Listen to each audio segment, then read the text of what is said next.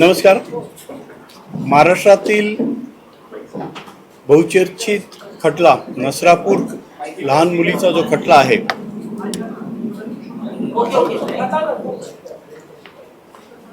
त्या खटल्याची record time 16 दिवसात सुनावणी पूर्ण करण्यात आलेली आहे. आपल्या सगळ्यांना माहिती आहे की या कामी 1 मेला हा जो गुन्हा दाखल झाला होता, तर गुन्हा दाखल झाल्यापासून 16व्या दिवसात 1200 पानी चार्जशीट दाखल करण्यात आलं होतं. हे चार्जशीट परिपूर्ण होतं. यात प्रॉसिक्युशनची जी थिअरी होती की लास्ट सीन टुगेदर, आरोपीला शेवटचं जे बघण्यात आलेलं आहे त्यावेळेस आरोपीसोबत ही पीडित मुलगी जिवंत अवस्थेत बघण्यात आलेली होती. CCTV फुटेजेसमध्ये ते चित्रण कैद झालं होतं. हा सर्वात महत्त्वाचा पुरावा होता या केसमध्ये. हा गुन्हा दाखल झाल्यानंतर प्रत्यक्षदर्शी कोणीही साक्षीदार नसल्यामुळे ही संपूर्ण केस सर्कमस्टन्शियल एव्हिडन्सवर आधारित होती. ह्या केसचा तपास करून यात जे न्यायवैद्यकीय प्रयोगशाळेचे FSLचे रिपोर्ट्स, वैद्यकीय अहवाल हे हस्तगत करण्यात आले. संपूर्ण chain of custody he maintain करून कायद्याला जे अभिप्रेत आहे त्या पद्धतीने कोणताही दुवा मागे न सुटता याचं चार्जशीट दाखल करण्यात आलं. चार्जशीट दाखल करण्यात आल्यानंतर आरोपींनी एंटायर चार्ज नाकारला होता. आरोपींनी चार्ज नाकारल्यानंतर ट्रायल सुरू करण्यात आली. एकूण पोलिसांचं जर आपण दोषारोपपत्र बघितलं तर 82 साक्षीदारांचे जबाब पोलिसांनी नोंदवले होते.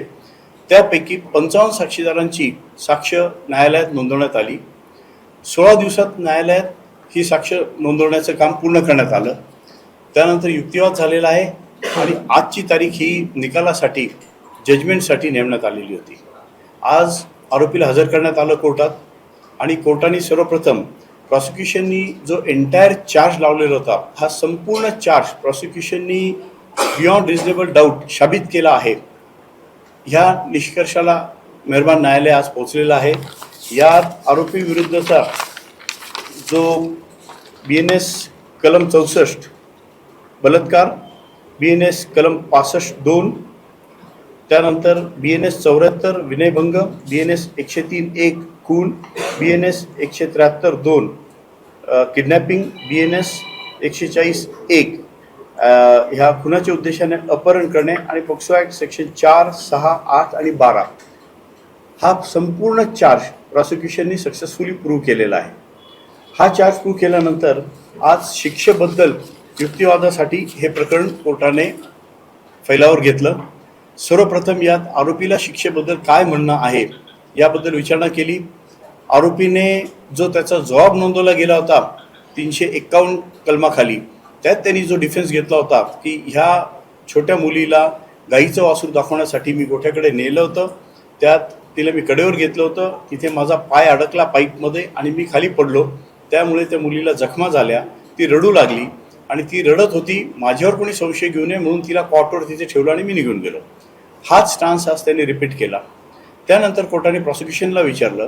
प्रॉसिक्युशनकडनं आज जो युक्तिवाद करण्यात आला आहे त्यात हा गुन्हा अतिशय थंड डोक्याने, विचारपूर्वक, कटकारस्थान रचून हा गुन्हा करण्यात आलेला आहे. हा अतिशय गंभीर आणि अतिशय हा नीच दर्जाचा कृत्य ह्या आरोपीने केलेला आहे. यावर प्रॉसिक्युशनकडनं भर देण्यात आला. न्यायालयासमोर आता जी कलमं साबित झालेले आहेत त्यात मृत्यूदंड द्यायचा की जन्मठेप द्यायची हा विषय आहे. या विषयावर ह्या आरोपीला जन्मठेप न देता ह्या आरोपीला मृत्यूदंड म्हणजे फाशीची शिक्षा का द्यावी यावर सविस्तर आर्ग्युमेंट करण्यात आलं. प्रॉसिक्युशनकडनं आज 12 लँडमार्क जजमेंट मेहरबान न्यायालयात दाखल करण्यात आले. त्यात ही मुलीचं वय, या मुलीचं वय घटनेच्या वेळेस 3 वर्ष 2 महिने आणि 7 दिवस होतं. एकूण तपासात जे आलं आहे किंवा जे साबित झालेलं आहे त्यात ह्या मुलीवर 3:12 ते 3:51 सातत्याने अत्याचार झालेले आहेत. त्या मुलीच्या शरीरावर एकूण 18 जखमा मिळून आलेल्या आहेत आणि हे पूर्ण 39 मिनिट ह्या आरोपीने ह्या मुलीचं शोषण आणि आरोपीने ह्या मुलीबद्दल मुलीशी हे कृत्य केलेलं आहे. हे न्यायालयात आम्ही साबित करू शकलो आहे की या मुलीचा विनयभंग झाला आहे, हिच्यावर बलात्कार झालेला आहे आणि ह्या बलात्कारामध्ये हा अनैसर्गिक संभोग करणे, अनैसर्गिक संभोग केल्यानंतर इवन तपासात मेडिकल रिपोर्टच्या माध्यमातून जे आलं आहे की मुलीचा मृत्यू झाल्यानंतर मुलीच्या देहासोबत देखील अत्याचार करण्यात आलेला आहे, हे प्रॉसिक्युशनने साबित केलेलं आहे. आणि अशा विकृत माणसाला जगण्याचा अधिकार नाही. कायद्यात जी रिफॉर्मेटिव्ह थिअरी आहे हा रिफॉर्म होण्याच्या लायकीचा नाही, कारण यापूर्वी देखील असेच 2 गुन्ह्यांमध्ये हा आरोपी होता. तांत्रिक कारणामुळे निर्दोष मुक्तता झाली आहे, परंतु त्याला कायद्याची भीती राहिलेली नाही. त्याला जर जन्मठेप दिली तर समाजाला एक चुकीचा संदेश जाईल. या उलट त्याला जर मृत्यूदंड दिला तर इथून पुढे असे गंभीर गुन्हे करताना आरोपी 10 वेळा विचार करतील. तर आरोपीला ही मृत्यूदंडाची शिक्षा द्यावी यासाठी आग्रही एक युक्तिवाद करण्यात आलेला आहे. दोन्ही पक्षांचा युक्तिवाद ऐकून कोर्टाने सोमवारी 29 तारखेला शिक्षेबद्दल निर्णय देण्यासाठी पुढील तारीख ठेवण्यात आलेली आहे. सर 29ला मध्ये फायनल वर्डिक्ट येईल, त्यावेळेला काही आर्ग्युमेंट्स होणार नाही. अंतिम निर्णय हा शिक्षेचा 29ला आहे. हो, 29 तारखेला आता युक्तिवाद होणार नाही. आता कोर्ट फक्त मृत्यूदंड द्यायचा का जन्मठेप द्यायची यावर कोर्ट भाष्य करेल आणि त्यावर हे फायनल वर्डिक्ट दिलं जाईल. आज जे ॲग्रिगेटिंग अँड मिटिगेटिंग सर्कमस्टान्सेसबद्दल युक्तिवाद कोर्टात झालेला आहे ते दोन्ही सर्कमस्टान्सेस कोर्टाने समजून घेतलेले आहे. कोर्टाने अतिशय डिटेल ऑर्डर केलेली आहे. आज एक आपल्याला लक्षात घेणं आवश्यक आहे की जेव्हा मृत्यूदंड द्यायचा असतो तेव्हा घाईगर्दीत न्याय देऊ नये असा एक आघात आहे. असे सुप्रीम कोर्टाचे न्यायनिवाडे आहेत. आज कोर्टासमोर जेव्हा प्रॉसिक्युशनने 12 केस लॉ दिले आहेत, हे डिटेल केस लॉ आहेत, याचा अभ्यास करणे, ह्या केस लॉबद्दल कोर्टाला जे काही म्हणणं मांडायचं असेल ते मांडण्यासाठी कोर्टाला देखील वेळ घेणं आवश्यक आहे. आरोपीला पूर्ण संधी न्यायालयाने दिलेली आहे की आरोपीला अजूनही काही सांगायचं. आरोपीचा जेल रिपोर्ट आलेला आहे, फॅमिली स्टडी रिपोर्ट आलेला आहे, साऊंडनेस टेस्टचा रिपोर्ट आलेला आहे, आरोपी लैंगिक कृत्यासाठी सक्षम आहे किंवा नाही याचा रिपोर्ट आलेला आहे. हे सगळे सर्कमस्टन्सेस कोर्टाने रेकॉर्डर घेतलेले आहे आणि हे रेकॉर्डर घेतल्यानंतर दोन्ही पक्षांचं युक्तिवाद ऐकल्यानंतर आता मिटिगेटिंग आणि ॲग्रेव्हेटिंग सर्कमस्टन्सेसबद्दल कोर्टाला भाष्य करून अंतिम शिक्षेचा न्यायनिर्णय पारित करायचा आहे. त्यासाठी पुढची तारीख ठेवण्यात आली. सर, तुम्ही जे 4 केस लॉ प्रामुख्यानं सुरुवातीला आर्ग्युमेंटच्या दरम्यान दिलेले होते, बच्चन सिंगचं, पीची सिंगचं, महेश शिंदे महाराष्ट्र स्टेटचं, या सगळ्या गुन्ह्यांमध्ये काही पनिशमेंट दिलेले आहेत ॲसेप्ट कोर्टानं. तुम्हाला काय वाटतं या सगळ्या एकूण मिटिगेटिंग आणि ॲग्रेव्हेटिव्ह सर्कमस्टन्सेस आणि या 4 केस लॉ हे लक्षात घेऊन फाशीची शिक्षा होणं कितपत शक्य आहे? ह्या केसच्या ज्या फॅक्ट्स आहेत त्या फॅक्ट्स आणि हे जी आम्ही एकूण 12 जजमेंट जे साईट केलेले आहेत त्यातलं मच्छी सिंग आणि बच्चन सिंग हे लँडमार्क जजमेंट आहेत. मित्रजुत्या बऱ्याचशा गोष्टी आहेत की त्या केसेसमध्ये ज्या मुलीवर अत्याचार झाले, तिचं वय कमी होतं, ती हेल्पलेस होती, तिच्यावर सातत्याने अत्याचार करण्यात आले, थंड डोक्याने अत्याचार करण्यात आले, विचारपूर्वक आणि आधी कॉन्स्पिरसी करून. जसं ह्या केसमध्ये आहे की हा आरोपी 25 तारखेपासून त्या गावात राहायला गेलेला आहे. ती मुलगी जिथे राहत होती त्या भागाची रेकी केलेली आहे, तिथे काम केलेलं आहे. त्यांनी हे ताडून घेतलं की ही मुलगी तिच्या आजीबरोबर राहते, फक्त आजी आणि मुलगी आहे आणि आजी आणि मुलगी असताना त्यांनी बरोबर त्या मुलीला टार्गेट केलं. घटनेच्या दिवशी देखील ती मुलगी जिथे खेळत होती तिथे अन्य काही मुलं खेळत होते, त्या मुलांना दगड मारून शिवीगाळ करून तिथून त्यांनी हाकलून लावलं आणि नंतर या मुलीला घेऊन गेला. ह्या मुलीला जेव्हा ह्या आयसोलेटेड जागेवर नेलं त्यावेळेस देखील ते मुलं तिथे आले होते, तिथेही यांनी त्या मुलांवर दगड मारली. ही टेस्टिमनी कोर्टासमोर आलेली आहे. त्या मुलांनी रिटेलिएट करण्यासाठी त्या शेडवर पण दगड मारलेले आहेत. मानण्याचा उद्देश असा आहे की ती हेल्पलेस मुलगी होती आणि त्या हेल्पलेस मुलीवर हा अत्याचार केलेला आहे. अतिशय हा हिनियस क्राईम आहे, बार्बरिक क्राईम आहे.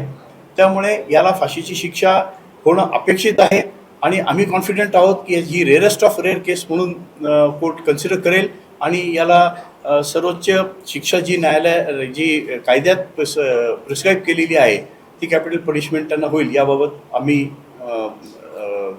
आमचा विश्वास आहे. सर, तुम्ही टेक्निकल भाषेत मगाशी सांगितलं की निकाल का राखून ठेवलाय, थोडं सोप्या भाषेत, म्हणजे अनेकांना असं वाटत होतं की आज निकाल येईल, जे सामान्य नागरिक आहेत त्यांना फक्त सोप्या भाषेत सांगायला की 4 दिवसाची वेळ कोर्टानं का एक असं आपल्याला लक्षात घ्यायला पाहिजे की हा अतिशय संवेदनशील खटला आहे. याच्यात कोर्टाने सगळ्या पॉसिबिलिटी तपासून बघितलेल्या आहे. जेव्हा मृत्यूदंडाची शिक्षा द्यायची असते तेव्हा सुप्रीम कोर्टाच्या गाईडलाईन्सप्रमाणे न्यायालयाला देखील काही गोष्टी बघणे बंधनकारक आहे. त्यात मिटिगेटिंग ॲग्रिव्हेटिंग सर्कमस्टान्सेस एक असं म्हटलं जातं की जर ॲक्विटल झालं तर त्याच दिवशी आरोपीला मुक्त केलं जातं, पुढचा विषय संपतो. शिक्षा द्यायची ठरली तर शिक्षा देताना काय शिक्षा द्यावी आणि त्यात मृत्यूदंड द्यायचा असेल तर आरोपीला मृत्यूदंड का देऊ नये, काय असे सर्कमस्टन्सेस होते हे मांडण्याची संधी द्यावी. सुप्रीम कोर्टाचे काही जजमेंट्समध्ये असं आहे, जे एक लार्जर बेंचकडे पण रेफर झालेलं आहे, की जेव्हा आरोपीला सांगण्यात येतं की तुला आज दोषी धरलेला आहे, तू सांग काय तुला सांगायचं आहे, तर त्याची तयारी नसते की त्याचे युक्तिवाद काय करावा त्यांनी. त्यासाठी त्याला त्याचा युक्तिवाद करण्यासाठी किंवा त्याला त्याची बाजू मांडण्यासाठी वेळ मिळावा, हा सुप्रीम कोर्टाच्या ह्या गाईडलाईन्स आहे. परंतु न्यायालयाने आज जे आदेश केले त्यात स्पष्टपणे असं म्हटलेलं आहे की आरोपीच्या जेव्हा आरोपीवर जेव्हा चार्ज वाचून दाखवला तेव्हा आरोपीवर काय चार्ज ठेवण्यात आलेले आहे आणि याला कायद्यात काय शिक्षेची तरतूद आहे याची जाणीव देण्यात आलेली होती. त्यानंतर पूर्ण ट्रायल आरोपीची समोर झालेली आहे. आरोपीला प्रत्येक तारखेला VC वर पूर्ण वेळ हजर ठेवण्यात आलेला आहे. साक्षी पुरावे आरोपीने पूर्ण ऐकलेले आहे. आरोपींनी साक्षी पुरावे ऐकल्यानंतर युक्तिवाद आरोपीतर्फे करण्यात आलेला आहे आणि 351 प्रमाणे जेव्हा आरोपीचा जबाब नोंदवला त्यावेळेस आरोपीला पूर्ण ऑपॉर्च्युनिटी दिलेली आहे की त्याला काय सांगायचं आहे या सर्कमस्टन्सेस बद्दल आणि ते रेकॉर्डर घेतलं आहे. आणि त्यानंतर पुढे जाऊन कोर्टाने हेही भाष्य केलेलं आहे की ज्या दिवशी आरोपीला दोषी धरलं जातं त्याच दिवशी निकाल देऊ नये असा पण प्रघात नाही आहे, परंतु आरोपीला पूर्ण संधी देऊन आरोपीचं म्हणणं ऐकून हा निकाल देणं अपेक्षित आहे. आणि उद्या परवा 3 दिवस न्यायालयाला सुट्टी असल्यामुळे इमिजिएट नेक्स्ट वर्किंग जो डे आहे सोमवारचा त्या दिवशी ही तारीख ठेवण्यात आली. हे बघा, 55 साक्षीदारांची साक्ष 16 दिवसात नोंदवणं हा फार मोठा टास्क होता आणि माझ्या तरी 32 वर्षाच्या प्रॅक्टिसमध्ये एवढा फास्ट आणि एवढा सेन्सिटिव्ह आणि एवढा फास्ट चाललेला खटला मी बघितलेला नाही.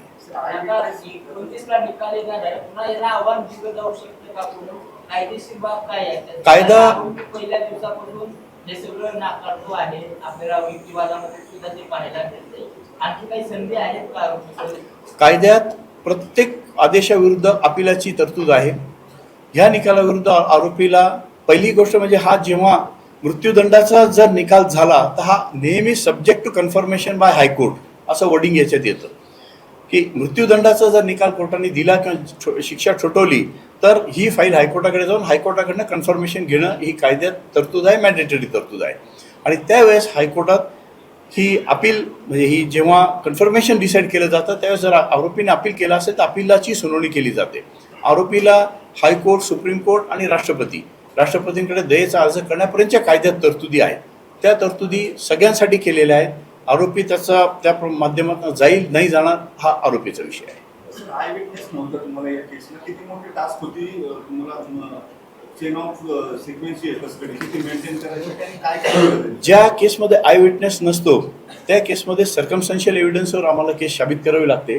पर्टिक्युलरली ह्या केसमध्ये आय विटनेस घटना होताना बघणारा कोणीही साक्षीदार नव्हता, परंतु लास्ट सीन टुगेदरची जी थेअरी होती की ह्या मुलीला शेवटचं जिवंत आरोपीच्या सहवासात किंवा संगतीत बघण्यात आलेलं आहे, ती संपूर्ण चेन आम्ही आहे. याच्यात या नसरापूर गावामधले एकूण 6 CCTV फुटेजचं डिटेल विश्लेषण करण्यात आलं आहे. हे विश्लेषण सायबर एक्सपर्टच्या माध्यमातून केलं आहे, त्याला व्हेरीफाय करण्यात आलेलं आहे FSLच्या माध्यमातून आणि त्यांनी हे बनावट नाही, हे चलचित्र जे दिसत आहेत ते जसे रेकॉर्ड झाले तसेच आहे इथपर्यंत आम्ही साबित केलं. हा पहिला भाग. दुसरा भाग, याच्यात DNAच्या माध्यमातून जो काही पुरावा आलेला आहे की आरोपीचा आणि मयताचा DNA मिळालेला होता आणि त्या DNAच्या माध्यमातून त्या मयत मुलीच्या तोंडात जो गोळा म्हणजे तिची जी स्लॅक्स कोंबण्यात आली होती त्या स्लॅक्सवर आरोपीचा सलायवा, मयताचा सलायवा, त्यानंतर मयताचं रक्त आणि आरोपीचं सिमेंट मिळून आलेलं आहे. मयताच्या दोन्ही हातांवर आरोपीचं सिमेंट मिळून आलेलं आहे. हा जो सायंटिफिक पुरावा आहे हा साबित करण्यासाठी एंटायर टीम आम्ही कोर्टासमोर एक्झामाइन केलेली आहे FSAची आणि त्यांनी हे त्यांच्याकडे आर्टिकल्स कसे आले आणि आल्यापासून काय काय प्रक्रिया राबवून त्यांनी याचं विश्लेषण करून अहवाल कोर्टाला पाठवलेला आहे याबद्दल भाष्य केलेलं आहे. संपूर्ण तपासी यंत्रणेने ज्या वस्तू जे आर्टिकल जप्त केले ते पंचांसमक्ष जप्त केले आहे. कायद्याच्या नवीन तरतुदीप्रमाणे साक्षेवर प्रत्येक पंचनामा, प्रत्येक साक्ष अपलोड करण्यात आलेली आहे. त्यामुळे याच्यात काही मॅनिप्युलेशन करण्याचा काही चान्सच नाही किंवा काही संधीच नाही किंवा काही शक्यताच नाही, तसं भाष्य पण कोर्टाने केलेलं आहे. प्रत्येक आर्टिकल प्रॉपरली सील करण्यात आला. सील केल्यानंतर तो पोलिसांच्या मालखान्यात प्रॉपरली ठेवण्यात आला सील कंडिशनमध्ये. तिथून त्या आर्टिकलचं जेव्हा विश्लेषणाची आवश्यकता पडली त्यावेळेस पंचांसमक्ष त्याचा रिओपन पंचनामा करण्यात आला, विश्लेषण एक्सपर्ट्सकडनं करण्यात आलं आणि विश्लेषण झाल्यानंतर परत तो सील करून सील कंडिशनमध्ये हा FSLकडे गेला आणि FSLकडनं सील कंडिशनमध्ये सगळे आर्टिकल कोर्टात आले. प्रत्येक आर्टिकल हा कोर्टासमोर आर्टिकलचं सील साक्षीदारांच्या समक्ष आणि कोर्टासमक्ष ओपन करण्यात आले आहे. त्यामुळे मॅनिप्युलेशन करणं किंवा काही त्याच्यात हेरफार करण्याचा प्रश्नच उद्भवत नाही. सर हिंदी में जानना चाहेंगे कि आज कोर्ट में क्या हुआ उसके बाद एक मिनिट आधी मराठीचं बाकीचं साहेबांचं. याच्यात मी एक निश्चित सांगेल की हा अतिशय संवेदनशील खटला होता. हा पोलिसांसमोर एक चॅलेंज होतं. याच्यात ह्या तपासाकामी अहोरात्र ह्या SITने मेहनत केलेली आहे. पुणे ग्रामीणचे पोलीस अधीक्षक गिल साहेबांना मी याच्यात निश्चित क्रेडिट देईल की त्यांनी अहोरात्र काम केलेलं आहे. यांच्या टीमने पूर्ण काम केलेलं आहे. त्याच्यामुळे प्रॉसिक्युशनला इन्व्हेस्टिगेटिंग एजन्सीचा पूर्ण सपोर्ट मिळालेला आहे. यात विधी न्याय विभागाकडनं देखील आम्हाला पूर्ण सपोर्ट मिळालेला आहे. माननीय मुख्यमंत्री साहेबांच्या आदेशाप्रमाणे आम्हाला स्पेशल कोर्ट मिळालेला आहे. विशेषतः ह्या मेहरबान कोर्टाने त्यांची सुट्टी सरेंडर करून पूर्ण वेळ आम्हाला देऊन 11 ते 6 हा वेळ देऊन साक्षीदाराचे जबाब नोंदवलेले आहेत. याच्यात FSLच्या टीम असतील, ससूनचे मेडिकलचे टीम असेल, आमच्या लिगल टीम असतील, माझे असिस्टंट्स असतील, या सगळ्यांनी अहोरात्र मेहनत केलेली आहे. मी ह्या सगळ्यांचा थँकफुल आहे. हिंदी.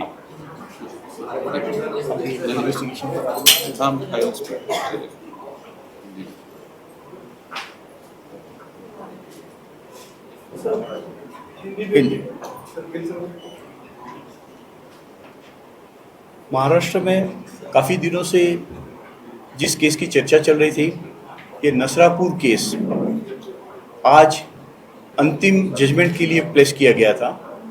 आज इस केस में अदालत ने अपना फैसला सुनाया है. इस फैसले में प्रोसिक्यूशन ने आरोपी पे जो भी चार्ज लगाया हुआ था वो entire charge prosecution beyond reasonable doubt prove कर चुकी है.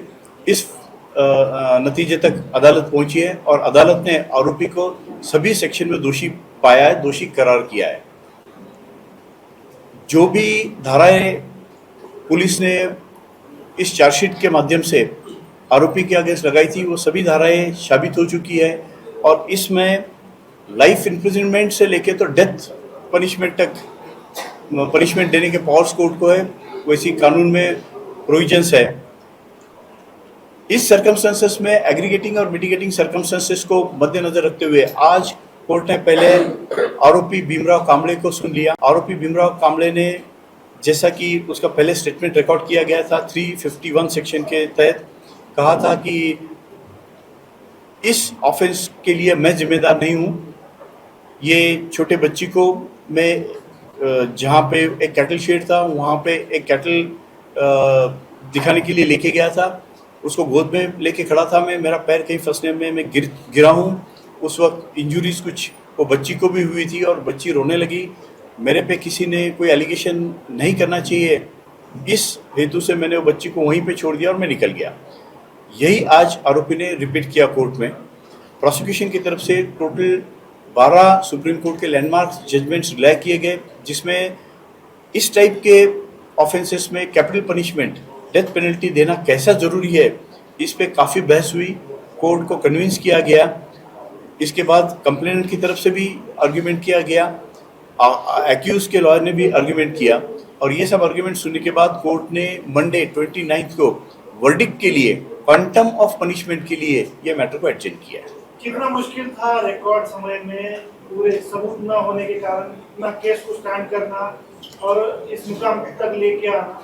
क्या तो कहते पूरा टाइमलाइन बता दीजिए कि फास्ट ट्रैक में किस तरह चलाया टाइमलाइन के डेट साहब आपको बताएंगे. देखिए, ये जब भी सर्कमस्टेंशियल एविडेंस पे कोई केस बेस्ट होता है तो ये एक हरक्यूलियन टास्क होता है. कानून बोलता है कि everything is to be proved beyond reasonable doubt. आप अगर सर्कमस्टेंस को जोड़ने की कोशिश करते हो तो इट इज़ एक्सपेक्टेड कि हर सर्कमस्टेंस की लिंक प्रॉपरली जुड़ना चाहिए. अगर कहीं भी एक ब्रेक आता है तो वो एडवांटेज एक्यूज को दिया जाता है. पर्टिकुलरली इस केस में आई विटनेस नहीं था, डायरेक्ट एविडेंस कुछ भी नहीं था. ये पूरी circumstantial evidence supported by technical and scientific evidence, इस पे ये केस बेस्ड थी। ये काफ़ी हरक्यूलियन टास्क था, लेकिन साइंटिफिक एक्सपर्ट्स का एविडेंस, मेडिकल एक्सपर्ट्स का एविडेंस और पर्टिकुलरली लास्ट सीन टुगेदर के लिए जो सीसीटीवी फुटेजेस थे, वो सीसीटीवी फुटेजेस को कोर्ट में बियॉन्ड रिजनेबल डाउट हम प्रूव करने में सक्सेसफुल रह चुके हैं। इसके लिए काफ़ी मेहनत लेना पड़ी है, लेकिन ultimately we reach to the success. इस मामले में जो आरोपी पक्ष है उन्होंने कुछ भूमिका बजाई है क्या? देखिए, आरोपी पक्ष की तरफ से डीएसएल के सीनियर काउंसिल सूर्यवंशी साहब ने ये केस को कंडक्ट किया है। उन्होंने हर विटनेस को प्रॉपर्ली क्रॉस एग्जामाइन किया है। उनकी तरफ से उन्होंने पूरी कोशिश की है और आरोपी के लिए जो भी कर सकते थे उन्होंने कोशिश की है। तो इसमें इम्पोर्टेंट मतलब ऐसा क्या बताया कि सबूत कौन सा है इसमें? देखिए, जैसे मैंने आपको पहले ही बता चुका हूँ कि सीसीटीवी फुटेजेस में इस विक्टिम को एक्यूज एक स्पॉट ऑफ ऑफेंस की तरफ लेके जाते हुए दिख रहा है। 3:12 को का वक्त है। उस वक्त ये एक्यूज इस बच्ची को ये क्राइम सीन की तरफ लेके जा रहा है, उंगली पकड़ के लेके जा रहा है और 3:51 3:51 को आरोपी अकेला वहां से बाहर आ रहा है। ये पहला एविडेंस था, सर्कमस्टेंशियल एविडेंस। उसके बाद ये बच्ची जहाँ पे खेल रही थी वहाँ से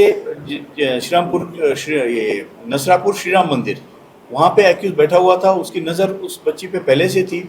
उसने वहाँ पे गाठी शेव देने का बहाना बनाया और वो बहाना बना के उसको एक कैटल शील्ड की तरफ लेके गया कि न्यूली बॉर्न एक कैटल था, वो दिखाने के बहाने से लेके गया।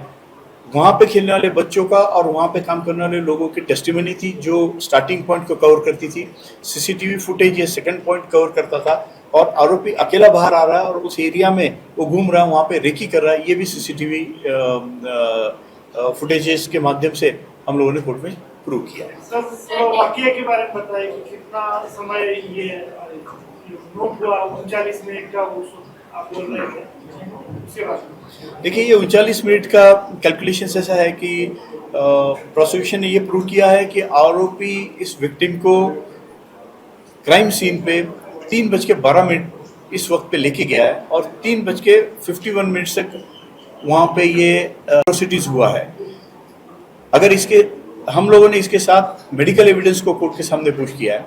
मेडिकल एविडेंस में दिख रहा है कि इंजुरीज जो है विक्टिम के बॉडी पे जो इंजुरीज है, there are 18 injuries vital part पे है। वजाइनल स्वैप जो निकाला है वहाँ पे भी डीएनए मिला है, एनल स्वैप में भी मिला हुआ है, ओरल गले से जो स्वैप निकाले जाते हैं उसमें भी डीएनए मिला है।